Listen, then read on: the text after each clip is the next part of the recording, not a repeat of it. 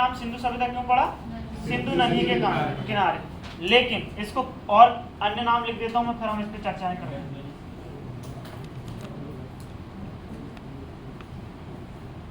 क्या क्या कहते हैं? हड़प्पा सभ्यता। अब कोई अंग्रेजी में मत बता देना इंडस वैली सिविलाइजेशन, है ना। हड़प्पा सभ्यता और कांस्य युगीन सभ्यता। एक और कहते हैं नगरीय सभ्यता। ये विश्व की पहली नगरीय सभ्यता थी। अभी सभी नामों को हम समझने का प्रयास करेंगे। अच्छा, अगर एक क्वेश्चन आया था और उसी क्वेश्चन को लेकर हम चर्चा करेंगे। भारत और पाकिस्तान में उपजी सभ्यता का सबसे व्यवस्थित नाम क्या है, सबसे उपयुक्त नाम क्या है? और अगर ये चारों पांचों ऑप्शन में आ जाएं तब हम क्या करेंगे? चारों पांचों नाम है ना, और भी बहुत सारे। जो सबसे उपयुक्त नाम है, सिंधु सभ्यता तो पहले रखा गया था। क्यों? क्योंकि उन्होंने खोजा कि यार सिंधु के किनारे, सिंधु नदी के किनारे एक सभ्यता उभरी। बाद में पता चला कि यही सभ्यता नर्मदा के किनारे भी है। ये क्योंकि गुजरात में नर्मदा जाती है और 2-4 नदियां हैं, उनके किनारे भी ये सभ्यता पाई गई। तो इसलिए ये नाम तो ठीक पड़ा, लेकिन बाद में उनको रियलाइज हुआ कि ये सभ्यता और भी जगह। तो सबसे उपयुक्त नामों में से एक नाम बताया जाता है हड़प्पा सभ्यता। अच्छा, क्यों? क्योंकि भैया जब खुदाई हो रही थी उस दौरान जो सबसे पहली बार जहाँ खुदाई हुई थी उस जगह का नाम था हड़प्पा। आपको पता नहीं है, इससे पहले की थोड़ी सी कहानी देखते हैं।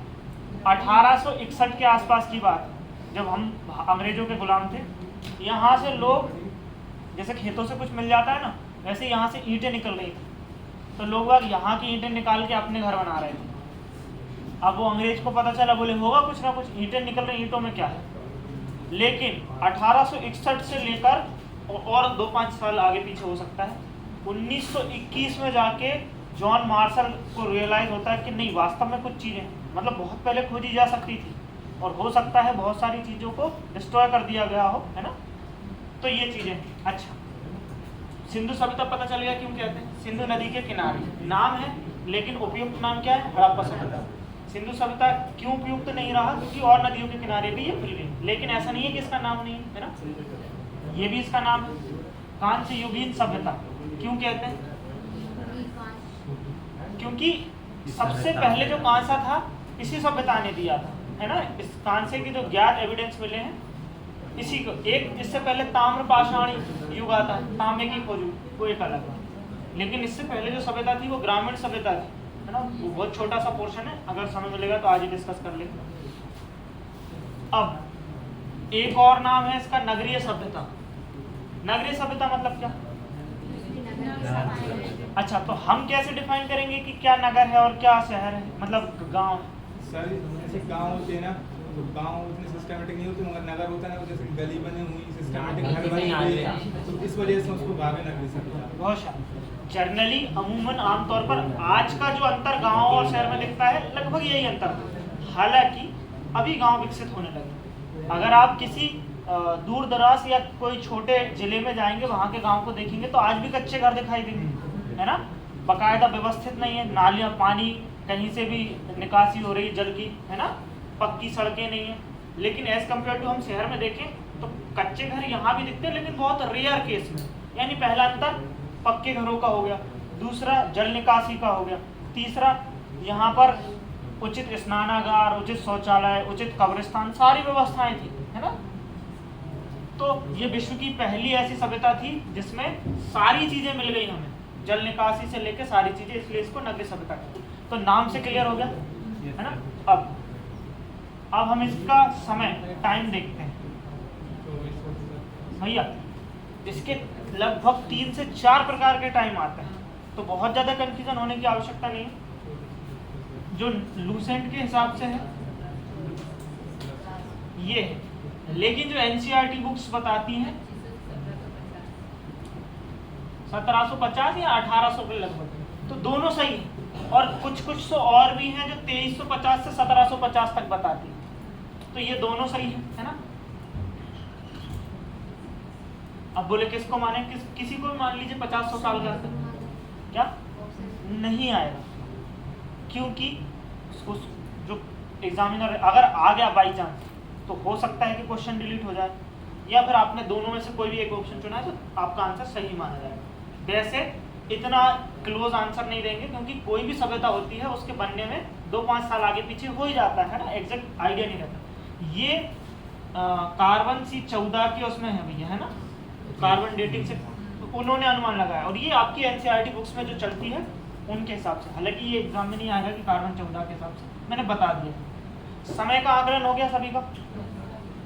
इसका आकार क्या था? आकार, हाँ नहीं आकार, हाँ चलो आकार की बात कर लें तो आकार तो ट्राइंगल शेप में थी लगभग, है ना, ऐसे का कोई भी तरीके का ट्राइंगल हम बना ले, ऐसे, है ना, ऐसे, मतलब इस प्रकार के आकार की थी, त्रिभुजाकार, इसलिए हमने इसको त्रिभुजाकार नाम दिया।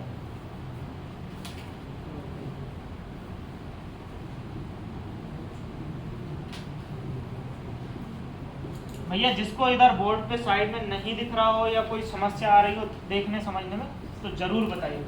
यहाँ तक चीजें सभी को क्लियर है? आगे चले, चलिए। अब आकार के बाद हम इसका विस्तार देखते हैं।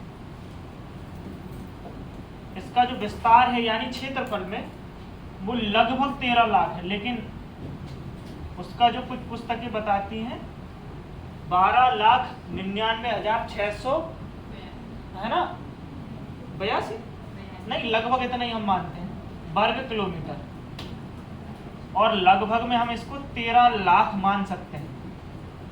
क्लियर है? लगभग थोड़ा बहुत ही अंतर। तो ये इसका विस्तार भैया जिनने पढ़ रखा है उनके लिए भी नया है, ऐसा नहीं है ना, आएगा अभी, उन्होंने हो सकता है बेसिक इन्फॉर्मेशन पढ़ी। ये क्लियर हो गया यहाँ तक? चलिए अब एक चीज और देखते हैं। अगर मैं इसको सिंधु सभ्यता, तो इसका विस्तार दक्षिण में, पूरब में, मतलब पूरब पश्चिम उत्तर दक्षिण, ये इसका उत्तर, ये दक्षिण। अच्छा उत्तर में ये कहाँ तक फैली हुई? जम्मू कश्मीर, मांडा, जम्मू कश्मीर का एक मांडा जगह है, मादा मांडा जो भी आए है ना, चिनाब नदी के तट पे। हाँ कुछ कुछ पुस्तकें मादा लिखती है, कुछ कुछ मांडा लिखती है, नाम लगभग सेम। चलिए दक्षिण में दाइमा या दायमा, तो इन सब में मैं बता दूं, इन सब वितंडों से ऊपर उठ जाइए कि सर ई आएगी कि या आएगा, है ना, तो ये दायमाबाद, ये कहाँ, अच्छा ये JNK में है, जम्मू एंड कश्मीर में। ये कहाँ पर है? MH। भैया जिनको समझ में नहीं आया एक बार में 10 बार पूछेगा, महाराष्ट्र, है ना। अच्छा पूछने के कारण कुछ बच्चे लेट आते हैं क्या? नहीं नहीं, अभी बहुत सारी पीछे क्लास खाली थी, अभी भराएंगे। चलिए पूर्व, जिन बच्चों के नंबर नहीं आए कोई ऐसा मत देखना, मुझे सब पता रहता है ना। चलिए पूर्व में क्या है भैया?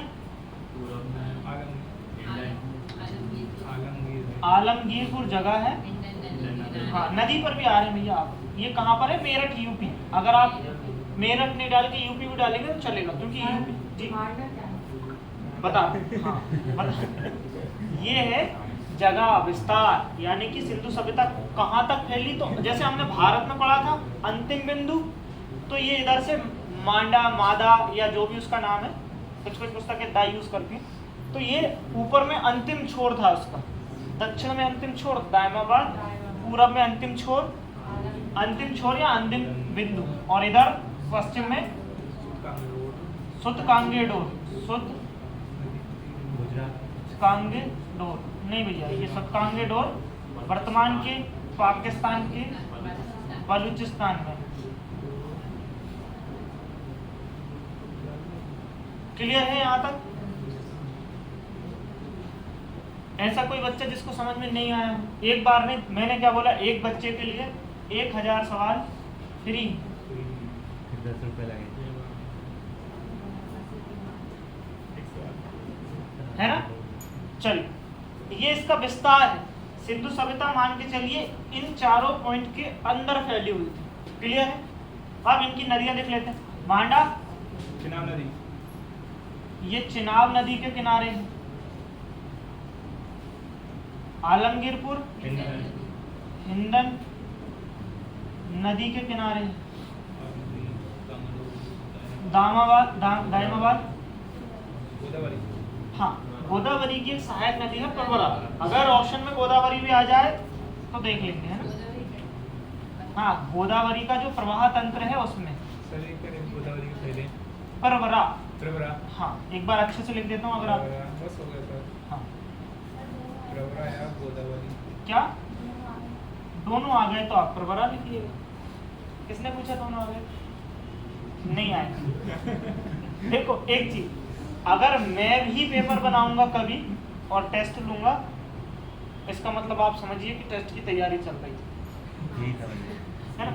तो जब मैं नहीं दे सकता इस क्वेश्चन के ये दो ऑप्शन, तो जो बना रहा है, अच्छा एग्जामिनर भी क्वेश्चन गलत कर देता है। तो क्या होता है कि कभी कभी बहुत सारे पेपर या तो एग्जाम बहुत जल्दी आ जाए या बल्क में पेपर बनाते हैं तो बहुत बारीकी से चेकिंग नहीं हो पाती, इसलिए एक दो क्वेश्चन में गड़बड़ी होती है। नहीं तो लगभग 90-95% पेपर एक्यूरेट आता है। तो उस भाई साहब को सिंधु सभ्यता के बारे में बहुत अच्छा ज्ञान होगा कि भाई साहब यहाँ मामला उलझेगा, तो वो नहीं देगा ऐसे ऑप्शन और दे देगा। अगर ऐसे दो ऑप्शन आ गए तो आपको बोनस मिलेगा, याद रखो, है ना। और अगर तो आ सकता है कि ये दो मतलब ए और बी दोनों ऑप्शन में। हाँ, ऑप्शन में ये भी हो सकता है कि निम्न में से पीएससी टाइप का क्वेश्चन पूछ लिया जाए कि कौन सा कथन सही है, A B, ABC, only B, ऐसा भी हो सकता है, कुछ भी हो सकता है। और आजकल तो पीएससी का लेवल के ही सवाल आ रहे हैं। गोदावरी जी हो गया। अच्छा, सुतकांगीड और कौन सी नदी के किनारे है? दाशक। हाँ, दाशक। छोटी छोटी नदियां हैं जो आसपास से जाती हैं। अच्छा, इस पूरे पेज पे स्लाइड में ऐसा कुछ तो नहीं है जो समझ में नहीं आया, है ना।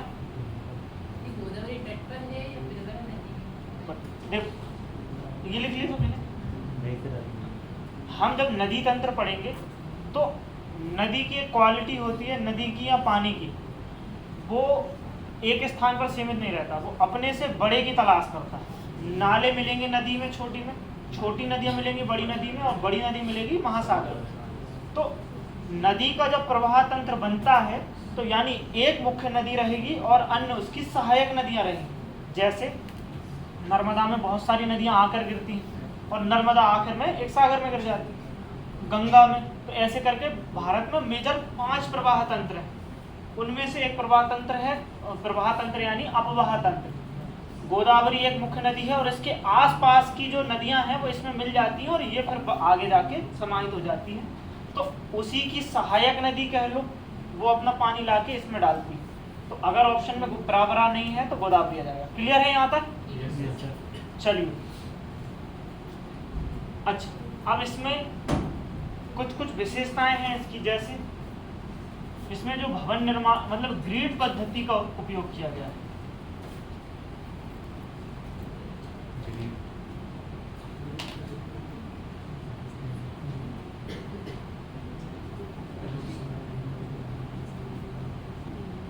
ग्रिड पद्धति मतलब क्या होती है?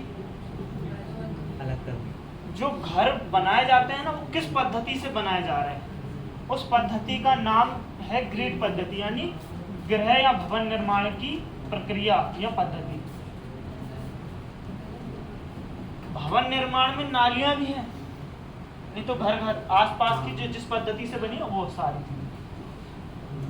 क्लियर है? क्वेश्चन बनेगा कि सिंधु सभ्यता किस पद्धति पर आधारित है? ग्रिड पद्धति। अच्छा, इसमें इस समय के जो लोग थे उनकी कुछ व्यवस्थाएं देख लेते हैं। पहला, मात्र सत्तात्मक समाज था और आज का समाज, हाँ, ये इसकी सामाजिक विशेषता है। मतलब कि यहाँ माँ को ज्यादा, इसीलिए ये उर्वरा देवी को पूजा करते थे, है ना। और आगे करेंगे उसको भी देखेंगे, वो थोड़ा सा उसमें आ जाएगा। इसमें कुछ प्रथाएं थी, है ना।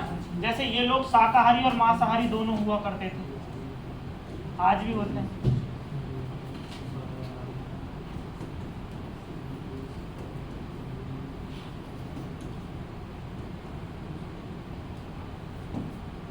और इसके साथ इन लोगों के जैसे कुछ मापतोल का जो पैमाना था, 16 मापतोल का पैमाना जो था वो 16 के अनुपात में था, क्योंकि पहले तराजू नहीं होते थे, है ना भैया। सभी बिल्कुल यहाँ पर देखेंगे और समझ में नहीं आया तो ये पैमाना कैसे होता होगा 16? जैसे अभी केले को हम तोल सकते हैं 1 केजी 2 केजी, लेकिन अगर मान के चलिए हमारे पास तोलने का सिस्टम नहीं होता तो हम क्या करते, आप हमें एक सेब दीजिए, हम आपको 1 केला देंगे। जो पहले आपने वस्तु विनिमय प्रणाली सुनी है, है ना, जैसे 4 बोरी गेहूं दे दो तो हम आपको गाय दे देंगे। अब उनको मेजर करने की चीज नहीं थी पहले, कैसे तोला जाए, तो वो 16 का पैमाना लेके चलते थे। जैसे हम आज केले कैसे खरीदते हैं, दर्जन में, भैया एक भाव वो किलो के हिसाब से भी बताता है कुछ जगह, लेकिन आजकल जर्नली जैसे तेल को आप केजी में भी ले सकते हैं, लीटर में भी ले सकते हैं, तो सेम चीज़ है। तो उस समय जो वजन वाला पैरामीटर था शायद वो नहीं रहा होगा, तो ये 16 के पेयर में चीज़ों को बांटते थे, है ना। जैसे केले को हम 12 के पेयर में बांटते हैं, ऐसे 16 का पैमाना चलता है। चलिए इसके बाद देखते हैं कुछ और प्रैक्टिस। हाँ, ये किन किन फसलों से परिचित था इनका, गेहूं, जौ, फसल, चावल। हाँ हाँ, ये गेहूं खाते थे, गेहूं, जौ, चावल इत्यादि ये प्रमुख थी, है ना। इसके अलावा और भी हो सकती थी, बाकी तो वो मांसाहार भी थे। हाँ, ये समझ में आ गया इनका समाज। सिर्फ कपास नहीं थी, कपास फसल तो है, लेकिन यहाँ हाँ तो उसकी कपास उस टाइम की है। नहीं थी ना, कपास इन लोगों ने दी है ना, कपास, कांसा और एक और चीज दी है, आ रहे हैं उस पर, लेकिन वो एक प्रकार की फसल तो है, लेकिन उसको हम खाने में उपयोग नहीं करते, पर वो फसल है ना। चलिए अब सिंधु सभ्यता, ये लोग क्या थे, नाव से परिचित थे, नाव और जहाज से होंगे भी, है ना, क्योंकि जब ही तो बंदरगाह।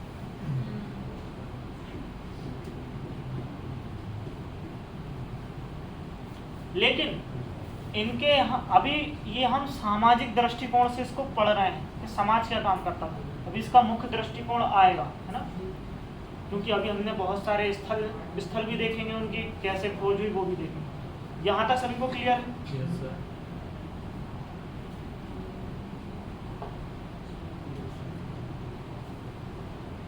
हाँ, जो आप पूछ रहे थे भैया, चांदी, कपास, कांसा, इन तीनों की जो देन है, मतलब सर्वप्रथम जो खोज हुई है वो कहाँ हुई है, यहीं पर सर्वप्रथम खोज या देन इन लोगों ने। अच्छा, धार्मिक पे भी आएंगे तब मैं स्वास्थ्यिक भी बता दूँ, है ना। अभी हम थोड़ा सामाजिक दृष्टिकोण देख रहे हैं तो उस हिसाब से देखते हैं।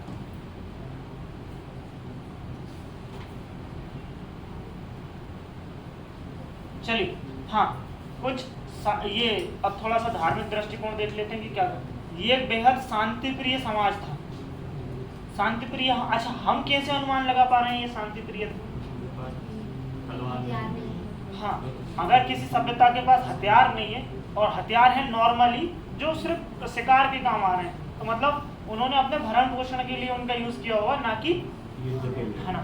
चलिए, तो ये शांति प्रिय समाज था।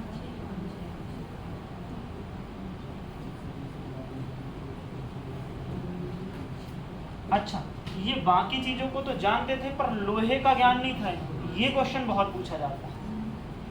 हाँ, अच्छा, शांति प्रिय क्यों नहीं था? तलवार व अन्य हथियार, अन्य मतलब जो युद्धों में काम आए, वैसे नहीं जो पशु शिकार में आए, है ना। अन्य हथियार नहीं थे, इस सभ्यता में नहीं पाए गए। लेकिन इसका मतलब ये नहीं है कि तीर नहीं पाए गए, है ना। शिकार के लिए उपयुक्त हथियार पाए गए, आप नोट करके लिख सकते हैं। अच्छा, एक चीज और, इस सभ्यता में मंदिर के साक्ष्य नहीं मिले, मतलब ऐसा पूजा के साक्ष्य मिले हैं पर ऐसे कोई साक्ष्य नहीं है कि उन्होंने पहले मंदिर बनाया, उसमें आराध्य को स्थापित किया। There is no evidence of temples, मंदिर के साक्ष्य नहीं मिले।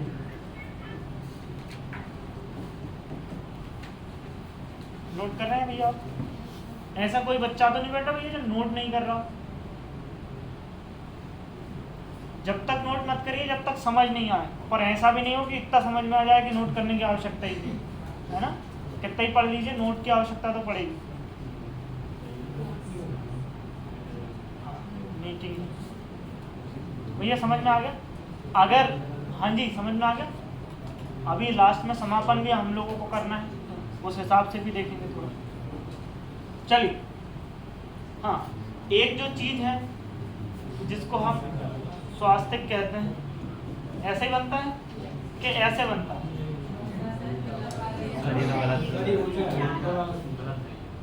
दोनों सही है, बस ये कांच में दिख रहा है।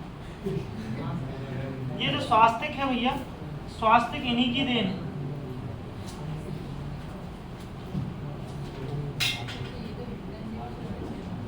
हाँ, हिटलर की उसमें नाजी में, लेकिन हिटलर का समय तो अभी का 1900 वो यूज कर रहा है, मतलब पहले से कहीं लिया।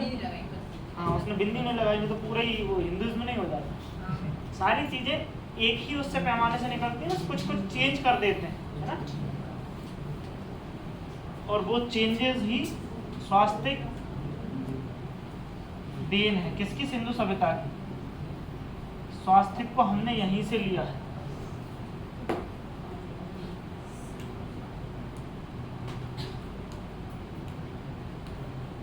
आगे चले भैया जी।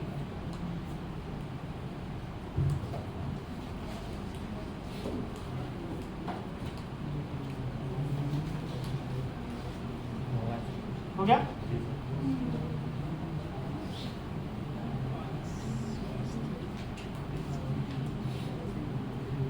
चलिए, इसके बाद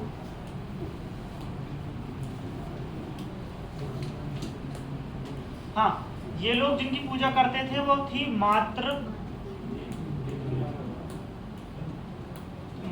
देवी की पूजा करते थे, और एक कुबड़ वाला जो सांड होता है उसकी भी पूजा करते थे, है ना?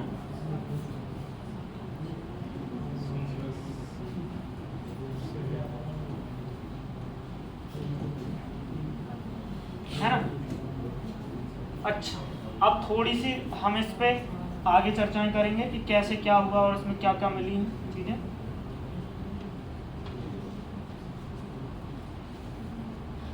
हाँ, इसमें एक चीज याद रखना। अच्छा, उसको हम तब देखेंगे जब शहर की वो बात करेंगे। अरे जो आजकल वो नहीं घूमते रहते हैं, नंदी महाराज, है ना? वो कुबड़ वाले ऊपर, उनका जो कुबड़ रहता है एकदम। हाँ, लेकिन उनमें थोड़ी सी उनकी हिंसात्मक प्रवृत्ति रहती है, तो शायद ये लोग कुछ भी उनको मानते हो तो ये उनकी पूजा करते थे। मातृ देवी मतलब प्राकृतिक माता, यानी वन्य देवी जिनको हम कह सकते हैं। अच्छा, वन्य देवी को क्यों पूछते हैं?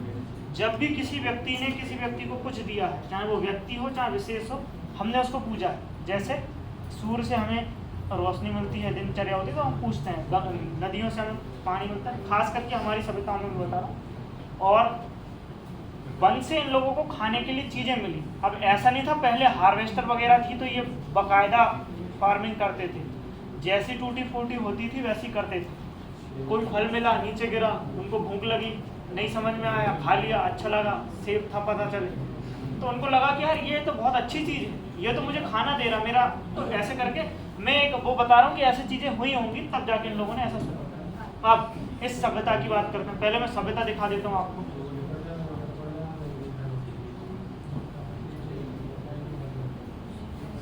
सर जी, इस सभ्यता में मदिरा पान होता है? हाँ, ये बहुत हाई लेवल का क्वेश्चन है। मदिरा पान के कोई विशेष साक्ष्य तो नहीं मिले हैं कहीं ऐसे, मतलब कि जिनसे जांच रखा जा सके। अब उस समय बोतलें भी नहीं थी। सर वो तो थी, क्या बोलते हैं उसको, ताड़ी नहीं, तो उसके साक्ष्य नहीं मिल पाए ना, एविडेंस की वो लोग कंज्यूम करते थे नहीं करते थे। अब मांस के साक्ष्य तो कैसे मिले हैं? उन्होंने किल किया होगा, हत्या की होगी, फिर उनके उस पर मिले होंगे, फिर उसको गर्म किया होगा या कच्चा जैसे भी खाना होगा, और कार्बन डेटिंग से उनको पता चल गया। लेकिन मदिरा के कोई विशेष ऐसे उनको नहीं मिले, क्योंकि इन लोगों को ज्ञान बहुत ज़्यादा नहीं था, इनको सिर्फ इतना ही ज्ञान था खाने का। चलिए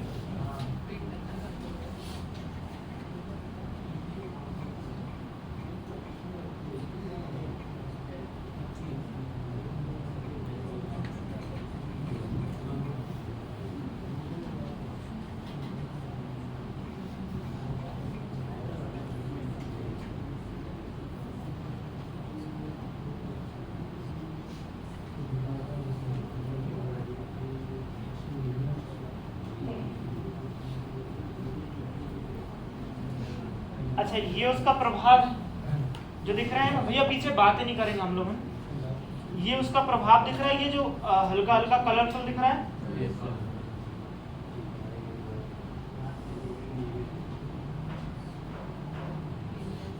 हाँ, यहाँ से लेकर यहाँ तक ये पूरी सभ्यता का वो है, ये पूरी इंडस वैली सिविलाइजेशन है। अब आप कहेंगे सर ये कौन सी त्रिभुजाकार हो गई, है ना?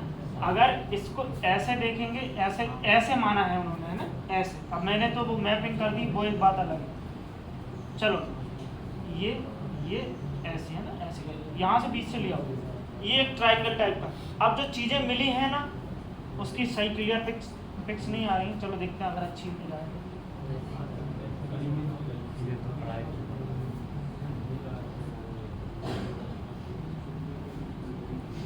आपने एक नाम सुना होगा, धोलावीरा,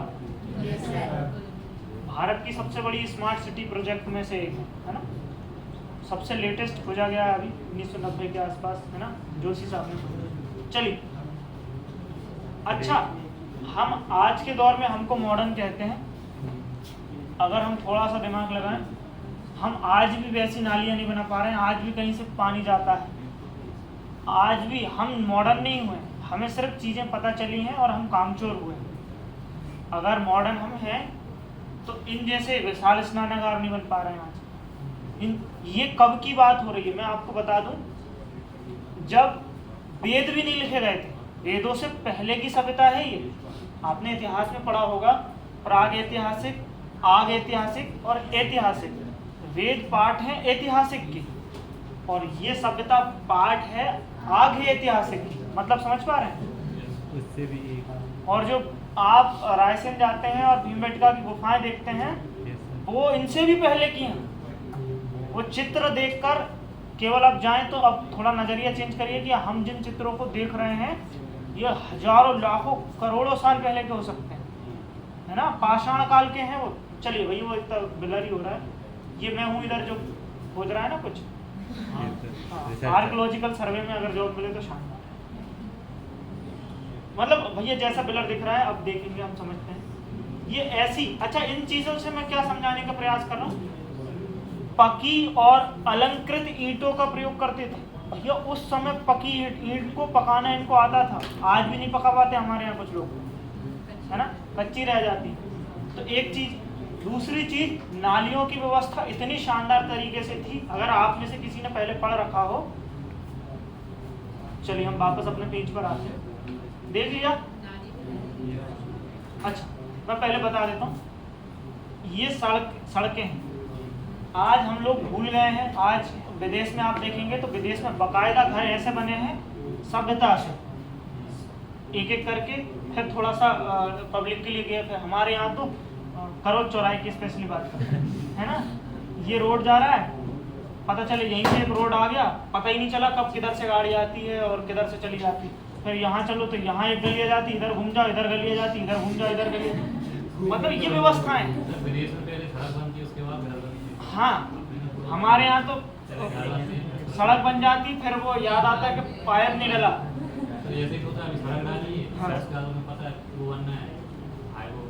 हाँ, नहीं, उसमें तो अपने अपने मत थी। मेट्रो का एक काम रहता है कि जब भी मेट्रो किसी रोड को खराब करेगी या मेट्रो की वजह से वो रोड खराब होता है तो उसको पूरा मेट्रो बना के देंगे। अब इसमें ये हो सकता है, जहाँ तक मेरा अनुमान गया, मैं बताऊँ, उसमें मैं अपने ओपिनियन बता रहा हूँ कि उसमें नेताओं को पहले पता था यहाँ मेट्रो प्रोजेक्ट आया, उस रोड के नाम पर पैसे पास कराए गए और उसको हल्का फुल्का जैसा बनवाना था बनवा दिया, पता है कि मेट्रो खराब करेगी तो बनवा दी, और बीच में उनने हमारे टैक्स से मॉरिशस के टिकट कटाए। मेट्रो जाएगी तो जाएगी कहाँ से, समझ में नहीं आया। मेट्रो का लास्ट स्टेज रहेगा ये भोपाल लामा खेड़े नबी बाग उसके आसपास का लास्ट स्टॉप है। चलिए उस पर नहीं आते हैं, नहीं तो हम वहीं चले जाएंगे, वो दूर का प्रोजेक्ट है, 30-32 तक पास होगा जो भी। चलिए सड़कों की बात करते हैं। हम आज भी इतने वेल कल्चर्ड नहीं हो पाए और हमारे जो पूर्वज हैं वो इतने वेल कल्चर्ड थे। ये सड़क है, आज देखें हमारे यहाँ घर बिल्कुल सड़क के आगे चल जाता है, नन्ना मुन्ना बच्चा खेलता कूदता आ जाता है और गाड़ी आगे आ जाती है ना, ब्रेकर बनाया जाता है। इन लोगों को पता थी ये बात, हालांकि इनके पास गाड़ियाँ नहीं थी तो फिर सड़कें क्यों बनाई? अरे बैलगाड़ियाँ तो थी है ना, और भी साधन थे जिनसे ये यूज़ करते थे। तो इन लोग इतने समझदार थे कि रोड की तरफ ये सड़क का मतलब घर का दरवाजा नहीं रखते थे। एक शहर है लोथल को छोड़कर बाकी सभी सिटियों में ये सड़क है, इसकी तरफ इनकी दीवारें रहती थी और गेट ऐसे खुलते थे। सर ये घूम के आते होंगे मेन सड़क के लिए तो मतलब ऐसे कोई एक छोटा पास रहता होगा कि भैया ऐसे करके कि जो मुख्य उससे सड़क से जुड़ जाए, पर एकदम ऐसा नहीं था कि गेट खोलो और सामने हाईवे दिख जाए, रेड बस जा रही है ना, ऐसा नहीं था, व्यवस्थित काम था पूरा, है ना। और दूसरी चीज भैया, जो हम आज के घर देखते हैं ना, कोई रेंज में आ गया है, किसी में 2 कमरे हैं, अब आप अपनी सुविधा के अनुसार पब्लिक खरीदते हैं। पहले जो मिनिमम घर होते थे उनमें 4-5 कमरे होते थे, पहले किराए वाला सिस्टम नहीं था, है ना। आगे बकायदा आंगन था, है ना। मतलब घरों में एवरेज घर की कंडीशन बता रहा हूँ, 4 से 5 घर होते थे। अब ये मत पूछना सर डबल मंजिल होते थे, नहीं, उद्देश्य समझो, नहीं तो कतई बिल्कुल यहाँ रह नहीं चले जाओ जिस हिसाब। और कमरे ऐसे नहीं थे कि काल कोठरी जैसे बंद कमरे, अच्छे हैवी कमरे थे, अभी मैंने दिखाए थे, या सर्च करेंगे आप तो बहुत स्नानागार इतना बड़ा होता है जितना आज का घर है। जो हम नहाने का कमरा जिसको हम बाथरूम बोलते हैं, शावर लगा होता है जिसमें। हाँ भैया स्नानागार पे भी आएंगे, अभी उन पे भी आएंगे, हालांकि वो मुझे पहले बता देना था तो डाउट क्लियर होगा। सड़क पे स्पीड ब्रेकर था कि नहीं? ये देखो भैया वो 100 की स्पीड में नहीं भगाते थे, बैलगाड़ी थी और उसमें ब्रेकर का काम क्या है? अन्य को हम स्टोरेज वेयर हाउस बनाते हैं, वेयर हाउस, उसी को अन्नागार कहते हैं। मतलब गेहूं को स्टोर करना, पहले मंडी तो नहीं लगती थी, आ रहे उन सब पर आए। अभी मुझे वो कॉन्सेप्ट, हाँ हमारे गांव में आपने देखा होगा पहले वो टंकी जैसी वो बना दी, उसमें गेहूं डाल दी ऊपर से और नीचे से। चलो भाई एक चीज समझ में आई कि वेल कल्चर्ड थे, सड़क के किनारे मतलब सड़क की तरफ इनके घर के दरवाजे नहीं खुलते थे। दूसरी चीज, अगर ये छोटी छोटी सिटियों में बटे हुए थे ऐसे करके, तो हर सिटी में एक किला होता था और उस किले की घेराबंदी होती थी। मीन्स लोथल की अपनी होगी, हड़प्पा की अपनी होगी, यानी कि एक सिक्योर, उसमें ये जरूरी नहीं हर की हो, लेकिन आसपास के लगभग एक क्षेत्र की ये लोग घेराबंदी किलेबंदी करते थे, दुर्ग बनाते थे। क्लियर है? 1-2 एक्सेप्शन मिले हैं, अपवाद मिले। अरे आपको पता है। और नगर नियोजन इतना था, इसको नगरीय सभ्यता कहने का ये तात्पर्य निकला कि वेल व्यवस्थित घर थे और ये नालियां तक ढकी हुई थी। आज की ढकी होती नहीं, अब तो चुनाव आ जाते तो ढक जाती, नहीं तो वो अपने घर के बाहर की आप खुद ढकवाओ, हम तो जो मेन रोड क्रॉसिंग है उसको ढकवा देंगे, है ना। चलिए, तो नालियां बकायदा ढकी हुई थी और व्यवस्थित थी कि कहाँ से पानी का लीकेज होगा और कहाँ से क्या होगा, सारी वेल मैनर चीज़ें थी। समझ में आ गई तो कितनी मॉडर्न सभ्यता थी, इसीलिए इस सभ्यता को शहरी सभ्यता कहते हैं। तो अब हम जानेंगे इसके बारे में कि कैसे इसकी चीज़, अभी हमने इसके बारे में जाना, अब हम जानेंगे इसके बारे में पता कैसे चला, इसकी खुदाई कैसे। पता तो बहुत पहले चल गया था, लेकिन अंग्रेजों ने ध्यान नहीं दिया। अच्छा, अंग्रेज जब आए थे, थोड़ा समय का भी हम ध्यान देंगे। अंग्रेज जब आए थे वो बताते थे कि हम लोग भारत में आए हैं तुम्हें सिविलाइज करने, मतलब रहने का तरीका बताने, और लोग मानते भी थे। लेकिन जैसे जैसे जब इन चीज़ों की पता चली कि भैया हम तो पहले से सिविलाइज थे, है ना, तो वेस्टर्न का वो टूटने लगा। तो पहली बात बता दूं, द्रविड़ लोग इंडस वैली के लोग थे, ऐसा द्रविड़ सभ्यता थी, द्रविड़ लोग यहाँ रहते थे। आर्यंस इनके बाद आए, जो वेदा पीरियड था उनमें आए थे। मैक्स मूलर के समय हमने पढ़ा था, भैया आप पहली बार ले रहे हो, मतलब पढ़ा रखा है आपने ये सब, आप पहली बार पढ़ा। अगर कोई चीज़ समझ में नहीं आए, पूरी तो नहीं आएगी, लेकिन थोड़ा बहुत अगर ऐसा कुछ लगे जो पूछने वाला है पूछ लीजिए, 1 बार नहीं 2 बार नहीं, आप ही मुझे ऐसे लग रहे हैं जो पूछ सकते हैं, ये नहीं पूछते हैं, नहीं आए तो भी नहीं पूछते। सर हमने पूछा चलिए हाँ, नहीं आप मुझे समझदार लग रहे हैं। जो बच्चे पूछते हैं वो समझदार ही होते हैं। आप भी समझदार हैं। हाँ तो पूछिए ना सवाल, जब इसका मतलब ये नहीं कुछ भी पूछ लें। तो पूछा तो था सर मदिरा पान होता है नहीं। हाँ मैंने उसको जवाब दिया, मैंने सबका नहीं बोला। चलिए तो भैया माफ़ी चाहता हूँ अगर किसी को बुरा लगा, अपने शब्दों को वापस लेता हूँ। चलिए अच्छा, एक व्यक्ति है, नाम याद रखेंगे, जॉन मार्शल।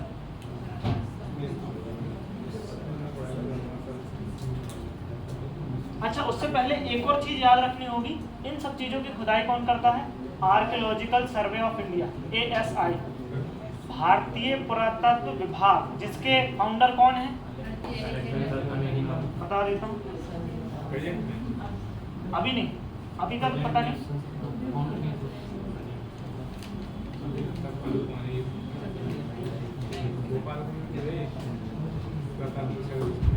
भारतीय पुरातत्व विभाग, आर्कियोलॉजिकल सर्वे ऑफ इंडिया।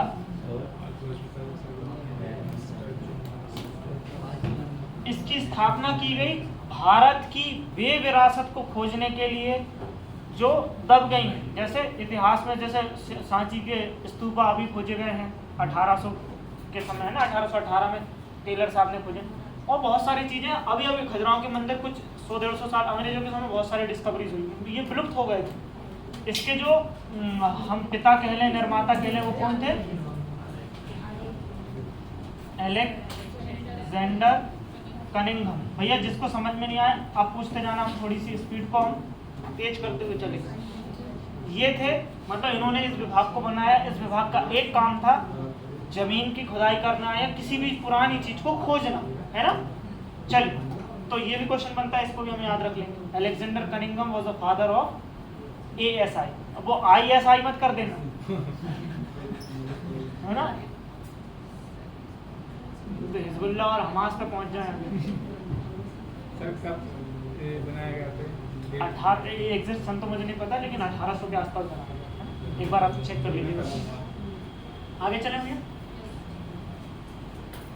चलिए, जॉन मार्शल उसी के क्रम में था उनके द्वारा। ये क्या करते थे, जैसे हमने एक कमेटी बना दी, उस कमेटी के ये अध्यक्ष थे। अब इनको लगा कि बार बार जो किसान थे ना पाकिस्तान और इधर के वर्तमान भारत के, ये लोग ईंटें ले जा रहे थे और खुदाई में इनको कुछ ना कुछ मिलता रहता था। तो इनने कहा कि यार यहाँ कुछ ना कुछ तो जरूर होगा। फिर इनने एक टीम बनाई और इनकी टीम में, है ना, अच्छा इसको हम क्या कह सकते हैं, जॉन मार्शल के मार्गदर्शक में सिंधु सभ्यता की खुदाई में, है ना, के मार्गदर्शक, हाँ महानिदेशक या मार्गदर्शक, मतलब वही उनके, जॉन मार्शल के मार्गदर्शन में इस सभ्यता की खुदाई में, है ना।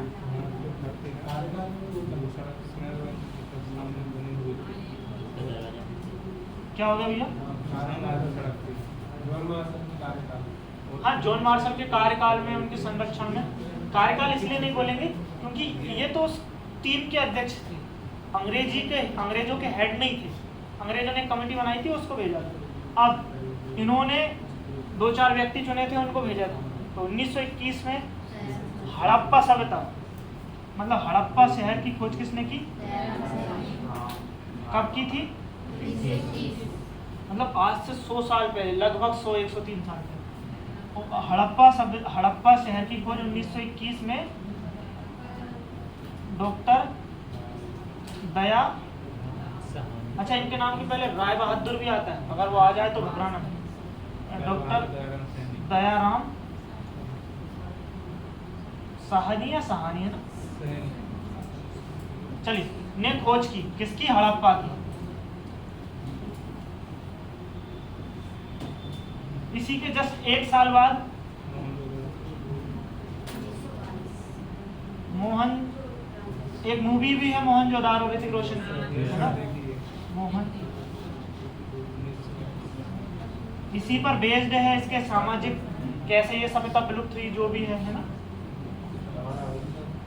हाँ, ये एक अनुमान है, प्रमाणिकता इस पे नहीं है, है ना। मोहनजोदड़ो की 1982 में किसने? हाँ, राखलदास बनर्जी। बनर्जी ने खोज की। भैया इसको लिख लेना, खोज की पूरा, है ना। चलिए, ये 2 प्रमुख शहर खोजे जा चुके हैं।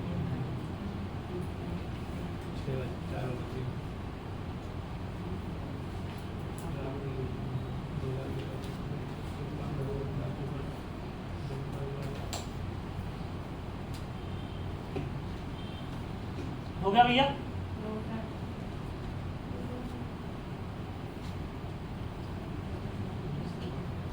लगभग इसमें 2000 से ज़्यादा साइट्स हैं, है ना। मतलब अलग अलग करके छोटी बड़ी 2000 साइट्स खोजी जा चुकी हैं।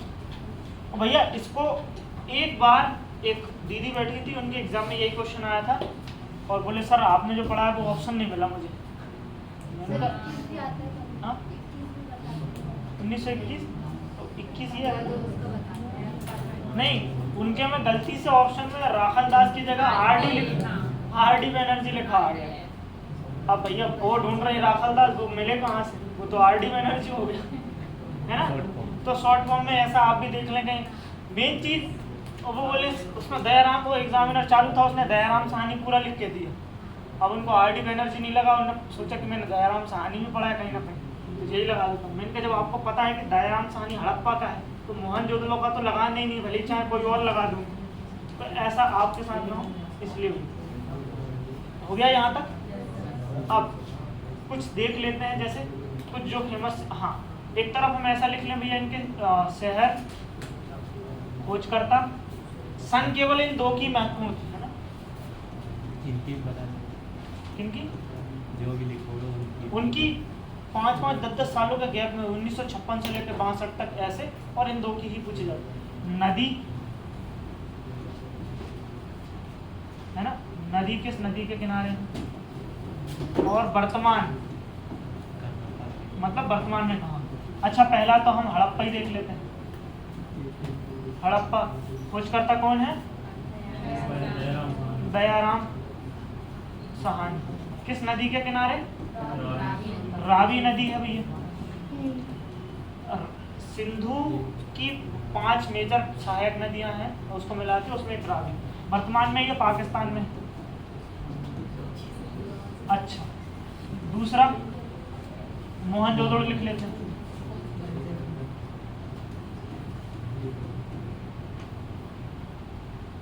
इसकी खोज आर डी बनर्जी, मैं आर डी लिख देता हूँ, है ना। जिन सब नदियों, जिन शहरों के बीच में लास्ट में दड़ो शब्द आ जाए वो सिंधु नदी के किनारे है ना, याद रखना। सिंधु पाकिस्तान। लोथल। कुछ प्रमुख शहर लिखेंगे हम। इनकी खोज की थी रंगनाथ राव ने।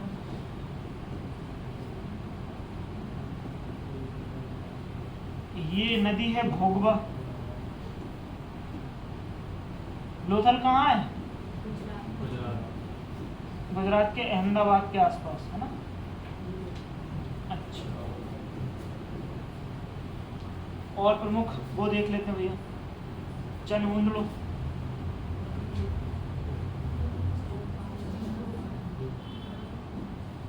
मजूमदार या मजमूदार, है ना।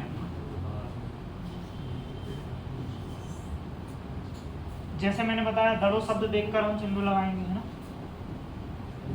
ये कहाँ पर है? चनहुंदड़ो, ये इंडिया में है, सिंध पाक में है।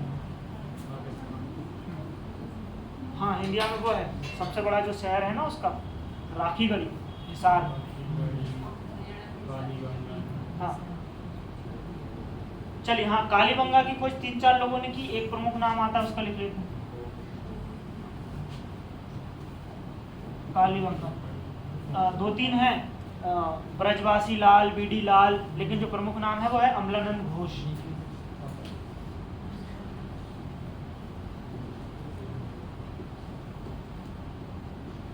नदी है घग्गर।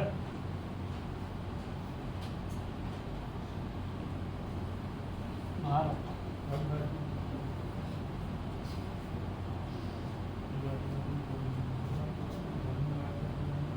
चलिए ये कुछ प्रमुख वो थे। 4-5 नगर जिनके बारे में देखा हमने। अब ये देखते हैं, ये हो गया भैया नहीं सर।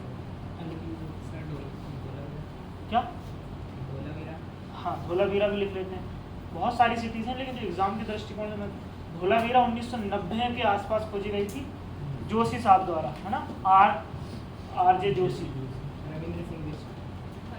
बिस्ट, हाँ, कुछ साइडें बिस्ट नाम बताती हैं, कुछ अगर आप गूगल पे सर्च करेंगे हु फाउंडेड धोलावीरा तो उसमें जोशी साहब का नाम है। सर ये भारत में सर ये हाँ, दोनों थे, मैं बता रहा हूँ, दोनों अलग अलग बताएं। क्या? सर ये कालीबंगन जो भारत में मतलब कहाँ पे? राजस्थान, आरजे राजस्थान। हो गया भैया? तो क्या है कालीबंगन? अमलानंद घोष, इनके भी 2-3 है भैया, जैसे ब्रजवासी लाल, बीड़ी लाल, है ना, तो मैंने मुख्य व्यक्ति का नाम लिख दिया। हो गया? समझ में आ गया भैया पीछे सभी को? इधर समझ में आ रहा है? चलिए, हाँ, धोलावीरा भी लिख लो भैया, बहुत अच्छा प्रोजेक्ट है वो।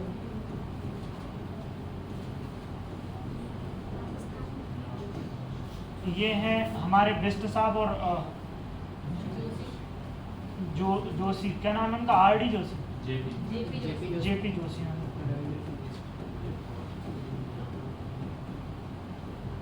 पूरा नाम जगपति जोशी है शायद, है ना, अगर आप देखेंगे शायद। पूरा नाम मत करो। और बिस्ट साहब का पूरा नाम क्या है? हाँ, रविंद्र सिंह बिस्ट। धोलावीरा कहाँ है? गुजरात। धोलावीरा को सर्च करना किस नदी के किनारे? लूनी। एक बार लूनी नदी लिख लेना। ये भारत का सबसे बड़ा स्मार्ट प्रोजेक्ट है। जो स्मार्ट शहर वाली योजना है ना, उसमें सबसे ज़्यादा और सबसे डेवलप तरीके से जिस जिले को या जिस जगह को विकसित किया जा रहा है, धोलावीरा प्रोजेक्ट। हो गया भैया? अब एक चीज़ और लिखते हैं। एक अर्थशास्त्री थे पिगट, है ना, उसने इस सभ्यता को 2 भागों में बांटकर 2 राजधानियां बना दी। कौन कौन सी? हड़प्पा और मोहनजोदड़ो। उत्तरी भाग में हड़प्पा और इधर मोहनजोदड़ो। तो पिगट के अनुसार 2 राजधानियां थी।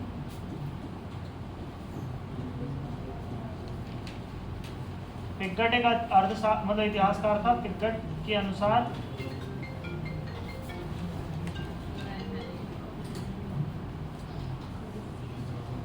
के अनुसार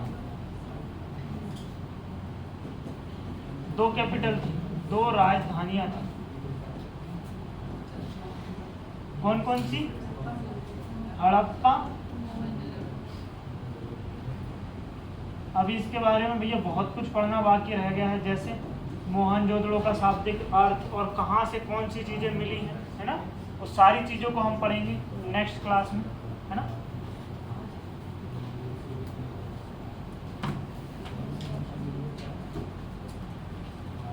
कल इसको कंटिन्यू करें या कॉन्स्टिट्यूशन पढ़कर आएंगे आप सभी? भैया याद करके आए। और मैं आगे से ये नहीं पूछूंगा कि आपने क्या अच्छे से पढ़ा है, जो मुझसे बनेगा, जो हमारी क्लास में हो गया। पहली बात तो कोशिश करिए कि क्लास में नहीं भी हुआ तो भी हम बता पाएं, है ना। ठीक है भैया?